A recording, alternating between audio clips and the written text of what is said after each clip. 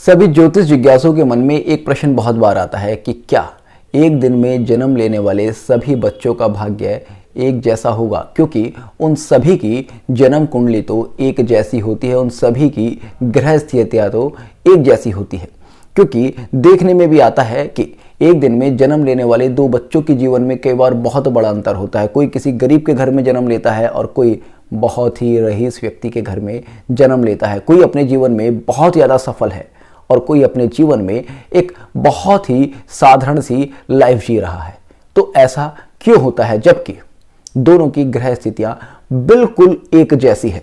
कई बार ऐसा भी होता है कि बिल्कुल एग्जैक्ट टाइम पर, सेम टाइम पर दोनों का जन्म हुआ है।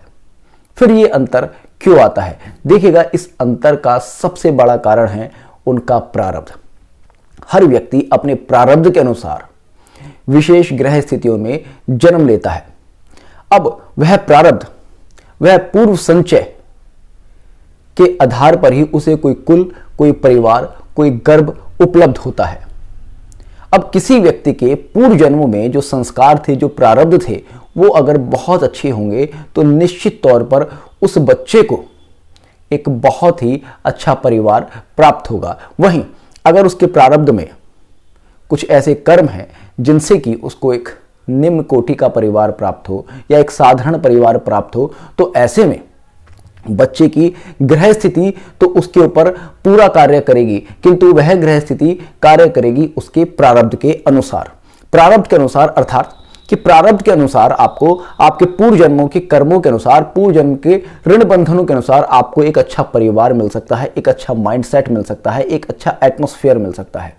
उस एटमॉस्फेयर से आप अपनी ग्रह स्थिति के बल पर अपने जीवन में बड़ी उपलब्धियां प्राप्त कर सकते हैं। अब अगर कोई बच्चा किसी गरीब के घर में जन्म ले रहा है तो उस परिवार के साथ कहीं ना कहीं उस बच्चे के पूर्व जन्मों के ऋण बंधन रहे हैं। उन ऋण बंधनों की वजह से, उन कर्मों की वजह से उसने वहां एक गरीब परिवार में, एक साधारण परिवार में जन्म तो ले लिया, किंतु उस साधारण परिवार में जन्म लेने के बाद उसकी जो अपनी ग्रह स्थिति है वह भी उसके जीवन में उस लेवल से उसके लिए कार्य करेगी। मान लीजिएगा किसी बच्चे का जन्म एक रिक्शा वाले के घर हुआ।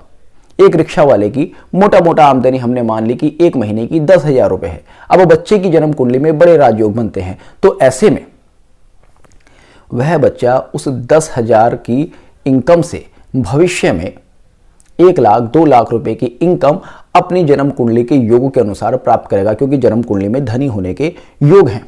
वहीं कोई बच्चा अपने प्रारब्ध के अनुसार, अपने पूर्व जन्म के पुण्यों के अनुसार, अपने ऋण बंधनों के अनुसार किसी ऐसे परिवार में जन्म लेता है जहां पर कि करोड़ों रुपए महीने की आमदनी है, तो ऐसे में उस बच्चे को अपनी ग्रह स्थिति के अनुसार वहां से आगे बढ़ना है। अगर उसकी ग्रह स्थितियां ये दिखाती हैं कि उसको अपने जीवन में बहुत ज़्यादा सफल होना है, तो वो 1 करोड़ रुपए महीने की उस आमदनी को 10 करोड़ रुपए महीने पर ले जाएगा।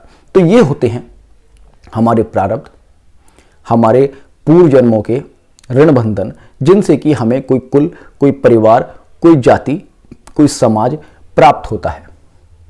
अब ये ग्रह स्थितियां कई बार हमारे प्रारब्ध में किसी पाप के कारण, किसी गहरे ऋण बंधन के कारण या किसी बहुत अच्छे पुण्य के कारण भी प्रभाव दिखाती है। मान लीजिएगा किसी व्यक्ति के पूर्व जन्म के पुण्य गोचर में उदय हो गए, या किसी व्यक्ति के माता पिता ने बच्चे के जन्म के समय कुछ ऐसी ईश्वर उपासना की कि बच्चे को बहुत अच्छे मानसिक संस्कार प्राप्त हुए, तो ऐसे में उसके पूर्व जन्म के पुण्य उदय हो गए, तो वहां पर उस बच्चे को बहुत ज़्यादा अपनी लाइफ में अपलिफ्टमेंट मिल सकता है। वहीं अगर परिवार में कोई व्यक्ति बहुत ज़्यादा कोई अनैतिक कृत्य करता है, तो ऐसे में कई बार बच्चे की जन्म कुंडली में बनने वाले बड़े बड़े राजयोग भी निष्फल हो जाते हैं और बच्चे की जन्म कुंडली में बनने वाले दुर्योग अपना प्रभाव देना शुरू कर देते हैं। आप जो सिंह लगन की जन्म कुंडली देख रहे हैं, ये इसका एक परफेक्ट उदाहरण है। आप देखेंगे इस जन्म कुंडली में एक से बढ़कर एक राजयोगों का निर्माण होता है। सबसे पहले आप देखेंगे यहां पर लग्नेश केंद्र में बैठा है और केंद्र में सप्तम भाव में बैठकर लग्न को देख रहा है। सामान्यतः हम कहते हैं कि जब भी लग्नेश लग्न को देखे तो लग्न की स्ट्रेंथ बढ़ जाती है। ऐसे में व्यक्ति तेजस्वी होता है, व्यक्ति शरीर से मजबूत होता है, शारीरिक बल, मानसिक बल ऐसे व्यक्ति के पास बहुत ज्यादा होता है। और जबकि यहां तो सिंह लग्न है, तो सिंह लग्न होने के कारण व्यक्ति को बहुत ही तेजस्वी होना चाहिए। साथ ही साथ आप देखेंगे यहां पर पूर्णिमा का चंद्र लग्न में ही विराजमान है। चंद्र पूरी तरह से पक्ष बली है। सूर्य और चंद्र का दृष्टि संबंध बन रहा है, वो भी सिंह लग्न में, जहां पर कि लग्नेश खुद लग्न को देख रहा है और लग्न में ही चंद्र बैठा है, पूर्णिमा का चंद्र बैठा है। तो ऐसे में लग्न की स्ट्रेंथ अपने आप में बहुत ज्यादा बढ़ जाती है। यहां सूर्य चंद्र के साम योग का निर्माण हो जाता है।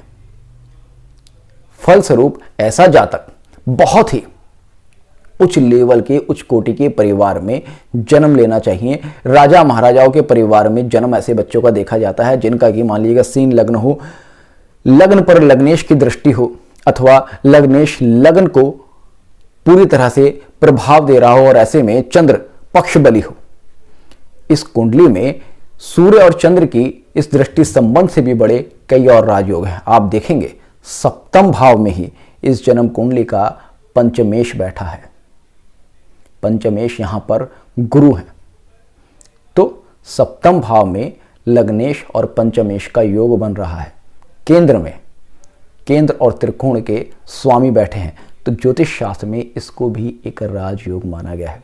साथ ही साथ नाड़ी ज्योतिष के हिसाब से देखेंगे तो सूर्य और गुरु की युति यहां पर जीव आत्मा योग का निर्माण करती है, जो कि किसी भी व्यक्ति को एक बहुत ही उपलब्धियों से भरा हुआ जीवन प्रदान करने में सक्षम होती है। एक ऐसी युति जिसको देखकर कहा जा सकता है कि यह व्यक्ति अपने प्रारब्ध के बहुत ही पूर्व जन्म के पुण्यों को लेकर चल रहा है। इसके साथ साथ आप देखेंगे इस जन्म कुंडली में बुध भी सूर्य के साथ में बैठा है। तो बुध भी सूर्य के साथ में बैठा है, तो यहाँ पर केंद्र में ही बुध आदित्य योग का निर्माण हो जाता है।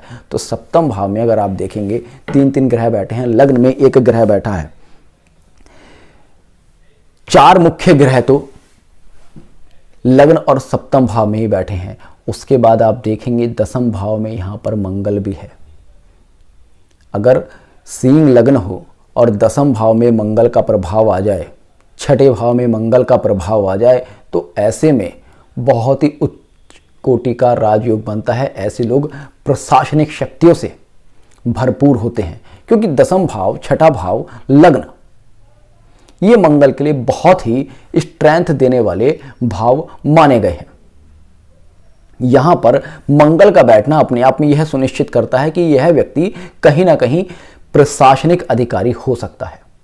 इसके बाद आप देखेंगे इस जन्म कुंडली के लाभ भाव में शनि बैठे हैं।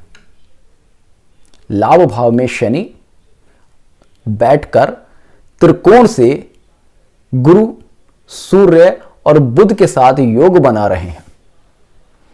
मैंने अपनी पिछली कई वीडियो में लगातार आपको बताया है कि जब भी किसी जन्म कुंडली में शनि के ऊपर गुरु का प्रभाव होता है, तो ऐसे में कर्म धर्म योग का निर्माण होता है। फलस्वरूप ऐसे जातक अपने जीवन में बहुत ही ज़्यादा रेस्पेक्ट प्राप्त करते हैं। शनि के ऊपर जब सूर्य का प्रभाव आता है, तो यहाँ पर व्यक्ति के लिए राजनीति और प्रशासनिक सेवाओं में जाने के द्वार खुल जाते हैं।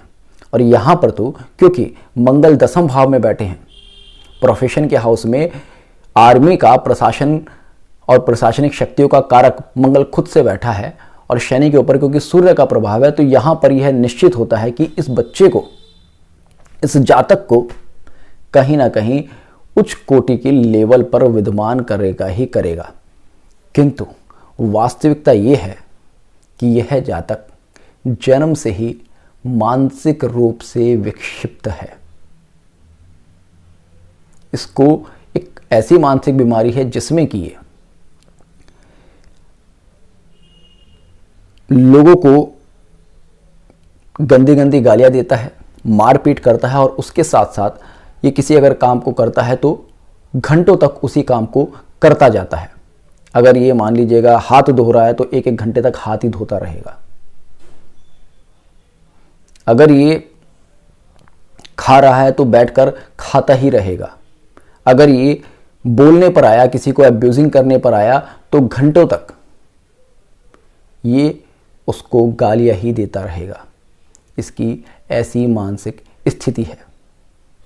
इस मानसिक स्थिति के कारण यह पढ़ाई लिखाई भी नहीं कर पाया, क्योंकि इसके पास कंसंट्रेशन लेवल ही नहीं है। यह किसी चीज़ पर अपने दिमाग को एकाग्र नहीं कर पाता है, और बहुत प्रयास करने के बाद भी इसका इलाज नहीं किया जा सका, जबकि इसके पिताजी खुद एक प्रतिष्ठित डॉक्टर हैं। इस बच्चे का जन्म, इस व्यक्ति का जन्म एक बहुत ही सभ्य और सशक्त परिवार में हुआ, और जन्म कुंडली में इतने राजयोग होने के बाद भी इसको इन राजयोगों का कोई फल नहीं मिल रहा। अब प्रश्न आता है कि जब जन्म कुंडली में राजयोग है तो इसको इन राजयोगों का फल क्यों नहीं मिल रहा? तो देखिएगा, इन राजयोगों ने अपना प्रभाव दिखाया जरूर है, किंतु न्यूनता के साथ दिखाया है। अपना प्रभाव क्या दिखाया कि सूर्य के पास यहां पर बल है, चंद्र के पास यहां पर बल है, शनि के पास यहां पर बल है, तो ऐसे में इसको एक बहुत ही हाई स्टेटस का परिवार मिला, किंतु इसकी मानसिक स्थिति खराब हो गई। उसके कारण क्या है? अगर देखेंगे तो इस जन्म कुंडली में चंद्र और बुध दोनों ही यहां पर पीड़ित हैं। आप देखेंगे चंद्र यहां पर लग्न में बैठा है, किंतु पंचम भाव से राहु चंद्र पर प्रभाव दे रहा है। चंद्र के ऊपर राहु का प्रभाव इसको मानसिक रूप से कमजोर करता है। साथ ही साथ यहां पर शनि और बुध का परिवर्तन है। बुध जो कि बुद्धि का कारक ग्रह है, वो शनि के परिवर्तन से मंद हो जाता है, और साथ ही साथ आप देखेंगे जब शनि और बुध का परिवर्तन होता है तो केतु का प्रभाव भी बुध पर आ जाता है। तो ऐसे में बुद्धि जड़ता में बदल जाती है। किंतु फिर प्रश्न वही आता है कि अगर बुध पर शनि केतु का प्रभाव है तो ऐसे में बुध की गुरु के साथ युति भी है, जो कि यहां पर पंचमेश है। चंद्र पर अगर राहु का प्रभाव है तो ऐसे में चंद्र पर गुरु की सप्तम दृष्टि भी है, जो कि यहां पर पंचमेश है। साथ ही साथ जन्म कुंडली के चतुर्थ भाव का स्वामी मंगल चतुर्थ भाव पर दृष्टि दे रहा है। तो ऐसे में चतुर्थ भाव और पंचम भाव किसी भी प्रकार से विकृत ना होने के कारण, उनके स्वामी विकृत ना होने के कारण इसको मानसिक रोग इस लेवल पर नहीं होना चाहिए था।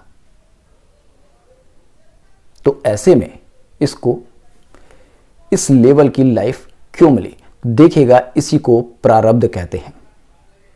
जन्म कुंडली में कई बार बहुत अच्छे योग बनने पर भी अगर व्यक्ति के प्रारब्ध में कुछ ऐसे पाप कर्म हैं जो कि उसको भोगने हैं, तब ग्रह स्थितियां आपको सर्व प्रकार के साधन उपलब्ध करा देंगी, सर्व प्रकार की सुविधाएं उपलब्ध करा देंगी, किंतु आपको भोगना ही पड़ेगा। जैसे कि इसको जीवन में कभी पैसे के लिए किसी के आगे हाथ फैलाना नहीं पड़ेगा, क्योंकि माता पिता के पास बहुत पैसा है, माता पिता के पास बहुत सम्मान है।